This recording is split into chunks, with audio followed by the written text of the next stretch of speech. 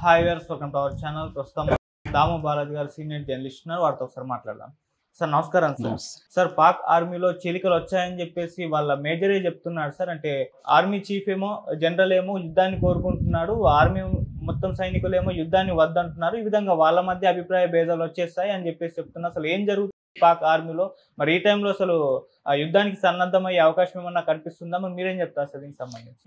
యాక్చువల్గా పహల్గామ్ దాడి వెనక పాకిస్తాన్ మిలిటరీ జనరల్ ఎవరైతే ఉన్నారో ఆర్మీ చీఫ్, ఆయన పేరు అసీం మునీర్ ఏంటంటే అతను బాగా ఇస్లామిస్ట్ అంటారు వాళ్ళని. ఇస్లాం అంటే ఖురాన్ అవన్నీ చదువుకొని ఇస్లాం మతాన్ని నమ్మి ఇస్లాం మతమే అల్టిమేటర్ని, మిగతా ఏ చట్టాలని ఏ మతాలని గౌరవించకుండా ఉండేవాడిని ఇస్లామిస్టులు అంటారు. అట్లాంటి ఇస్లామిస్టు ఆయన. సో వాళ్ళ నాన్న కూడా ఇస్లామిస్టు. సో ఇప్పుడు ఆయనది టెన్యూర్ కూడా అయిపోతుంది. 2 కారణాలతో అతను ఈ పనికి పూనుకున్నాడని చెప్తారు. ఒకటి, అతని టెన్యూర్ని ఇంకొంత 2 ఏళ్ల పాటు పెంచుకోవాలని. 2, అతను రాజకీయాల్లోకి రావాలని. అందుకని తను పాపులర్ అయ్యి చూడు ఇండియాని దెబ్బ కొట్టగలిగాడు ఈ మునీరు అనే ఒక పేరు తెచ్చుకుంటే ప్రజల్లో పాపులారిటీ వస్తుంది, రేపొద్దున మనం ఎన్నికల్లో పోటీ చేయొచ్చు అన్న ఒక యాంగిల్లో దీన్ని తీసుకొచ్చాడు. అందుకని జరగడానికి 2 రోజుల ముందు ఆయన పాకిస్తాన్ ఎన్ఆర్ఐ సదస్సులో మాట్లాడుతూ పాకిస్తాన్ ఈ కాశ్మీర్ అనేది పాకిస్తాన్కి జోగులర్ వెయిన్ అన్నాడు. జోగులర్ వెయిన్ అంటే జీవనాడి, అంటే మన తల నుంచి ముఖానికి హార్ట్కి బ్లడ్ని తీసుకుపోయే వెయిన్స్ని జోగులర్ వెయిన్స్ అంటారు. జీవనాడి అనొచ్చు తెలుగులో. సో అంటే కాశ్మీర్ అనేది మాకు జీవనాడి లాంటిది, మేము దాన్ని వదిలిపెట్టము, అక్కడ విరోచితంగా హీరాయిక్గా పోరాడుతున్న వాళ్ళకి మా సపోర్ట్ ఉంటుంది, ఇవన్నీ వాగాడు. అట్లాగే హిందువులు ముస్లింలు క్లియర్గా ప్రతి విషయంలో కూడా వాళ్ళకి మనకు సంబంధం లేదు, మనం డిఫరెంట్గా ఉంటాము, ఇవన్నీ కూడా మాట్లాడడం మొదలుపెట్టాడు. సో కావాలనే రెచ్చగొట్టే విధంగా అక్కడ మాట్లాడాడు. దాని తర్వాత కూడా నిన్న కూడా ఆయన మాట్లాడాడు. నిన్న కూడా అదే ధోరణితోనే, రెచ్చగొట్టే ధోరణితోనే మాట్లాడుతున్నాడు. సో ఇప్పుడు ఏంటంటే మోడీ ఒక తీవ్ర హెచ్చరిక చేసినాడు. మా దేశంలో టెర్రరిజం చేసిన వాళ్ళని మేము ఐడెంటిఫై చేస్తాము, ట్రేస్ చేస్తాము, పనిష్ చేస్తాము, కలలో కూడా ఊహించని స్థాయిలో పనిష్మెంట్ ఉంటుంది, ఓన్లీ టెర్రరిస్టులకే కాదు వాళ్ళ బ్యాకర్స్కి కూడా ఉంటుంది అని ఎప్పుడైతే మోడీ తీవ్రమైన స్వరంతో హిందీ మాట్లాడుతూ ఇంగ్లీష్లో కూడా డీటెయిల్గా ఇది చెప్పాడో, ఇది ప్రపంచవ్యాప్తంగా సంచలనం అయిపోయింది. ఈ స్థాయిలో ఎప్పుడు కూడా ఇండియన్ గవర్నమెంట్ బెదిరించలేదు. అట్లాగే గత 6 దశాబ్దాలుగా ఇండస్ వాటర్ ట్రీటీ, అనేక యుద్ధాలు, 3 యుద్ధాలు జరిగాయి ప్రధానంగా మనకి 1965, 71, 98. ఈ 3 కాకుండా మళ్ళీ చిన్న యుద్ధాలు కూడా లెక్కేసుకోవచ్చు. ఇన్ని జరిగినా కూడా ఈ వాటర్ ట్రీటీని మనం ఇప్పటివరకు ఆపలేదు. కానీ ఫస్ట్ టైం ఆపాలనే నిర్ణయం తీసుకున్నారంటే ఏ స్థాయిలో ఉందో మనం ఊహించుకోవచ్చు పాకిస్తాన్ యొక్క టెర్రరిస్ట్ యాక్టివిటీ. సో దీనికంతా కారణం అసీం మునీరే అని నిన్న ఎక్స్ మేజర్ అదిల్ రాజా అనే ఒక ఎక్స్ మేజర్ నిన్న అనౌన్స్ చేశాడు. ఈ మునీర్కి వ్యతిరేకంగా పాకిస్తాన్ ఆర్మీలోనే చాలామంది పై స్థాయి నాయకులు కూడా వ్యతిరేకిస్తున్నారు. ఇతను అనవసరంగా భారత్ని కెలికి మనకి ఇప్పుడు యుద్ధం తీసుకొస్తున్నాడు. ఆల్రెడీ ఎకనామీ దారుణంగా ఉంది, మనకి జీడిపి చాలా లోలో ఉంది, ఫారిన్ ఎక్స్చేంజ్ నిల్వలు చాలా తక్కువ ఉన్నాయి, ప్రజల జీవన ప్రమాణాలు అత్యంత దారుణంగా ఉన్నాయి. మరోపక్క ఇంటర్నల్గా బలూచ్ లిబరేషన్ ఆర్మీ కానీ, తర్వాత తెహ్రీ-ఈ-తాలిబాన్ పాకిస్తాన్ అనే ఒక టీటీపీ సంస్థ కానీ, ఇదేంటంటే ఖైబర్ పఖ్తూన్ఖ్వా అనే ఏరియాలో ఎక్కువగా పనిచేస్తుంటుంది.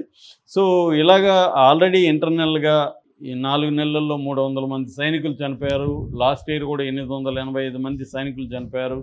ఇటువంటి ఒక దారుణమైన కండిషన్స్ ఉంటే ఇప్పుడు ఇతనికి ఇండియాతో గోక్కోవడం అవసరమా? సో దీనివల్ల మనకు అనవసరంగా యుద్ధం తెస్తున్నాడు. ఇప్పుడు ఇండియా వచ్చి మనల్ని ఏమన్నా చేస్తే మన యుద్ధం పోతే మన దేశభక్తి, మన భూభాగాన్ని మనం రక్షించుకోవాలనొచ్చు. నువ్వు పోయి వాళ్ళని కెలికి వాళ్ళ భూభాగంలో అమాయకులైన ప్రజల్ని చంపి నువ్వు యుద్ధం తీసుకొస్తే మేమెందుకు పోరాడాలి, మేమెందుకు మా ప్రాణాలను అర్పించాలి? నువ్వేమో రేపు ఎస్కేప్ అవుతావు. ఆల్రెడీ మునీర్ ఫ్యామిలీని అంతా కూడా లండన్, న్యూజెర్సీకి పంపించేశాడు. చాలామంది టాప్ లెవెల్ మిలిటరీ అధికారులంతా కూడా వాళ్ళ ఫ్యామిలీస్ని ఆల్రెడీ పంపించేశారు. ఏదన్నా అయితే వాళ్ళు సేఫ్గా ఉంటారు. వీళ్ళు కూడా అత్యవసర పరిస్థితుల్లో మిలిటరీ ప్రత్యేక ఎయిర్క్రాఫ్ట్లో వీళ్ళు వెళ్ళిపోతారు. మామూలు వాళ్ళు దొరుకుంటారు. మిలిటరీలో కూడా మిగతా వాళ్ళు ఇలాగ పారిపోలేరు కదా. సో వాళ్ళు ప్రాణాలు కోల్పోవడం, వాళ్ళ ఫ్యామిలీలు రిస్క్లో పడడం, ఇవన్నీ అవసరమా? అసలు ఇండియా మన జోలికి రాలేదు, అంత హాయిగా ఉన్న పరిస్థితులు ఈ పహల్గామ్ అటాక్ని ప్లాన్ చేసింది ఇతనే అనేది చెప్తున్నారు. ఈవెన్ ఈ ఆదిల్ రాజా కూడా క్లియర్గా చెప్తున్నాడు, ఈ అటాక్ని మునీరే ప్లాన్ చేశాడు, మునీరే అటాక్ చేశాడు అనేది అతను కూడా చెప్తున్నాడు.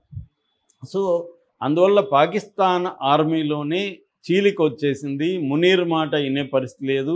నిజంగా యుద్ధం చేయడానికి వాళ్ళు రెడీగా లేరు. ఆల్రెడీ వాళ్ళు ఇంటర్నల్గా ఈ బలూచ్ లిబరేషన్ ఆర్మీతో కానీ, లేకపోతే ఆఫ్ఘనిస్తాన్ లిబరేషన్ ఫ్రంట్తో కానీ, లేకపోతే టీటీపీ ఇందాక చెప్పిన తెహ్రీ ఈ తాలిబాన్ పాకిస్తాన్ అనే ఒక టీటీపీతో కానీ వీళ్ళు అలసిపోయి ఉన్నారు.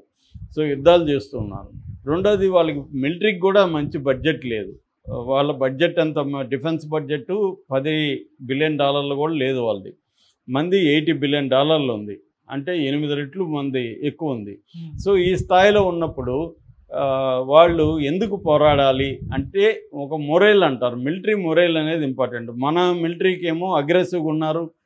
ఎక్స్ మిలిటరీ వాళ్ళు కూడా మేము కూడా చేరుతామంటున్నారు. మన మొత్తం సైన్యంలో, మన మొత్తం ప్రజల్లో 140 కోట్ల మందిలో 50 కోట్ల మంది యూత్ ఉన్నారు. 50 కోట్ల మంది రెడీగా మిలిటరీకి వెళ్ళి రేపు అత్యవసరంగా అందరూ మిలిటరీలో చేరాలి 50 ఏళ్ల లోపల వాళ్ళు అంటే 50 కోట్ల మంది మనకి రెడీ అయిపోతారు. సో ఆ స్థాయిలో ఉంది మన కండిషను. అక్కడ అది లేదు. అక్కడ ఏంటంటే ప్రతిపక్షాల ఇది లేదు. ప్రతిపక్షాలంతా మూసేశారు, జైళ్ళల్లో పెట్టారు. ఇమ్రాన్ ఖాన్ ఎప్పటి నుంచో జైల్లో మగ్గుతున్నాడు. ప్రతిపక్షాలకు వాయిస్ లేదు, పౌర సంఘాలకు వాయిస్ లేదు. సో ప్రజలు కూడా తిరుగుబాటు చేస్తున్నారు. ప్రజల్లో కూడా మిలిటరీ వాళ్ళు, ప్రజలు అనేక మంది పోస్టులు చూస్తే ఎక్స్లో విపరీతంగా పోస్టులు పెడుతున్నారు, వారొద్దు వారొద్దు అని. మేము ఆల్రెడీ అడుక్కు తింటున్నాంరా, మనకి ఇప్పుడు యుద్ధం అవసరమా? మనం ఇళ్లలో చెప్తారు కదా, మనకి పొడ్డు లేదురా, నువ్వు పక్కింటి వాడితో పోయి నువ్వు గొడవలు నీకు అవసరమారా అని చెప్తుంటారు. అలాగే పాకిస్తాన్లో కూడా వాళ్ళకి కనీస సౌకర్యాలు లేదు, కూడుగుడ్డ లేదు, 3 పూట్ల తిండి లేదు. ఇప్పుడు కొత్తగా టీ తగ్గించండి అని నిన్ననే పాకిస్తాన్ ప్రభుత్వం ఆర్డర్ ఇచ్చింది. ఎందుకంటే మన ఎగుమతులు తగ్గిపోయినాయి, వాళ్ళకి క్యాన్సిల్ అయిపోయినాయి. కాబట్టి తేయాకు అంతా కూడా దిగుమతి చేసుకోవాలి. అందుకని టీలు తక్కువ తాగండి అని పిలిపించారు. అది వాళ్ళ కండిషన్. అంటే టీ తాగడానికి వాళ్ళకి ఇది లేదు. అట్లాంటప్పుడు వాళ్ళకి ఎందుకు యుద్ధం, వాళ్ళకి ఎందుకు టెర్రరిజం? వాళ్ళ ఎకనామీ మీద ఫోకస్ చేయొచ్చు. మనం అదే పని చేస్తున్నాం కాబట్టి ఇవాళ మంది 5వ ప్లేస్లో ఉంది ఎకనామీలో. వాళ్ళ పరిస్థితి చూస్తే ఎక్కడో దారుణంగా అట్టడుగునుంది. అలాంటి ఇది మునీర్ వల్లనే వచ్చింది అన్న తీవ్ర వ్యతిరేకత ప్రజల్లో కూడా ఉంది. నిన్ననే నేను కూడా ఒక పోస్ట్ చూసా. అదేంటంటే సోల్జర్ స్పోక్ అనే ఒక ఐడితో పెట్టారు. అందులో క్లియర్గా మాకు యుద్ధం వద్దు, మాకు కావాల్సింది ఏమంటే కనీస సౌకర్యాలు కావాలి, గుడ్డ కావాలి, మాకు లైవ్లీహుడ్ చూపించండి, ఇవి వదిలేసి యుద్ధం చేయమంటారు ఏంటి? అసలే మనం బడ్జెట్ లేకుండా ఉంటే మన దేశంలో యుద్ధాన్ని అంటే మాటలు కాదు. యుద్ధం అంటే ఇవాళ వెరీ కాస్ట్లీ, డబ్బులు ఖర్చు పెట్టాలి. దాని తర్వాత దేశంలో అనేక పనులు ఆగిపోతాయి. యూత్ అంతా కూడా యుద్ధంలో ఉండాలి, వాళ్ళకంతా ఫుడ్డు మిగతా విషయాలు సప్లై కావాలి. ఎక్కడి నుంచి తీసుకొస్తారు?